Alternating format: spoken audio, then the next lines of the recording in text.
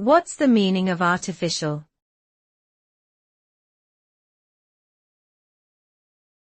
Artificial.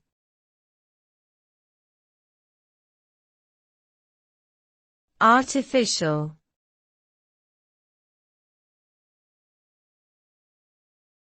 Artificial.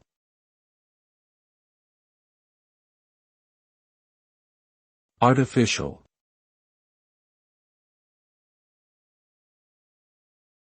The word artificial is used to describe something that is made or produced by humans rather than occurring naturally.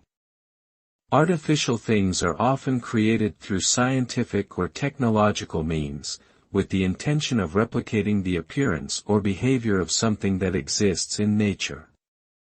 Examples of artificial things include synthetic materials, genetically modified organisms, and digital simulations. Although artificial things can sometimes be indistinguishable from their natural counterparts, they are fundamentally different in that they are created deliberately and do not arise from natural processes.